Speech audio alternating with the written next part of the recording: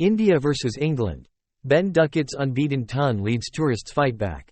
Ben Duckett's scintillating century led a breathtaking England counterattack on the second day of the third test against India in Duckett. The opener crashed his third test 100 from only 88 balls in a swashbuckling assault on the India bowling in the evening sun.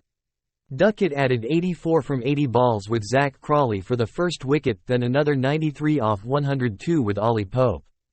He was unbeaten on 133 from 118 balls at the close, with 21 fours and 2 sixes.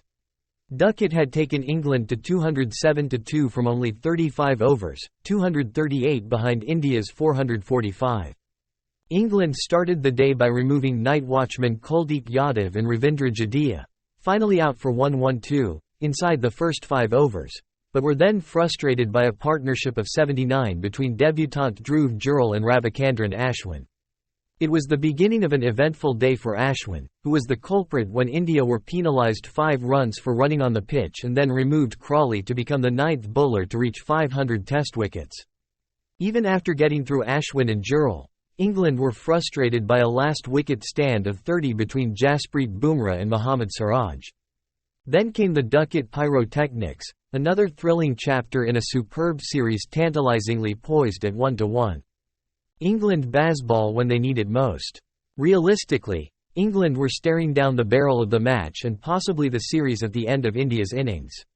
Never before have India been beaten when making so many runs in the first innings of a home test. England missed chances on day 1 and were unusually passive on day 2. They removed Kuldeep and Jadeja in quick succession, then later would do the same to Ashwin and Jurel, but in between they dropped Jurel twice, were oddly defensive with their fields and seemed devoid of wicket-taking ideas. The tourists also showed signs of tetchiness sparked by India's running on the pitch. Joe Root even got frustrated with the Spidercam. There was nothing defensive about the way England got themselves back into the match, with Duckett tapping into the freewheeling spirit of the early days of the Ben Stokes-Brendan McCullum era. Bar the one-off test against Ireland, this was England's fastest run rate for more than a year. India were stunned, completely powerless to contain Duckett, who made a huge dent in the deficit in little more than a session of play. England still have plenty more to do. On a pitch that promises to deteriorate, batting last will be a huge challenge. A first innings lead would be incredibly valuable. Duckett delivers. Duckett has been threatening to play a knock like this all series.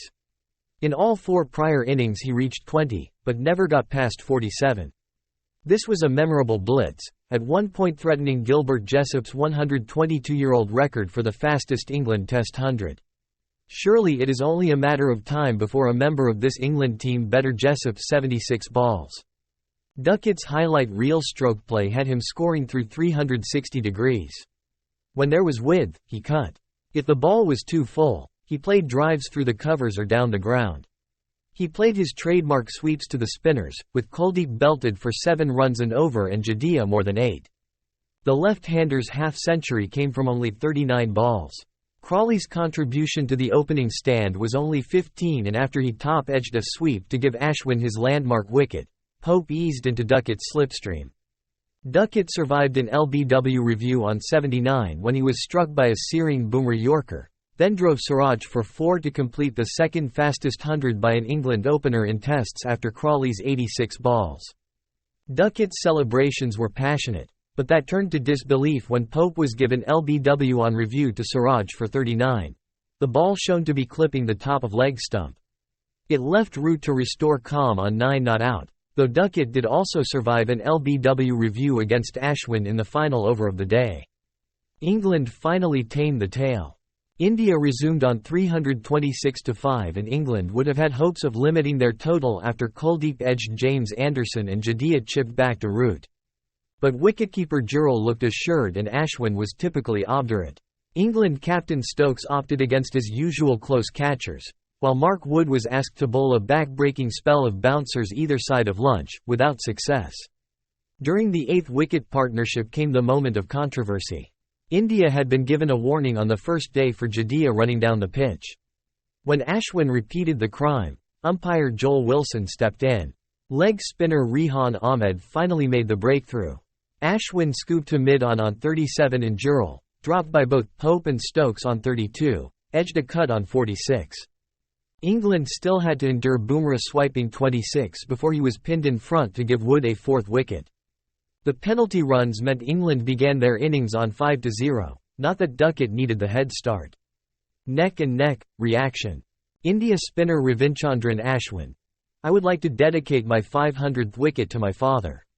He has been there through thick and thin. The game is neck and neck. They are putting us under pressure, but it is important not to react to that pressure. Former England captain Michael Vaughan.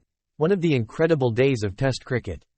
Ben Duckett's was a special innings and up there with Ollie Pope's in the first Test. If England bat the full day tomorrow, they have a great chance. BBC cricket correspondent Jonathan Agnew. A remarkable innings from Ben Duckett. He has wrestled every bit of initiative India had.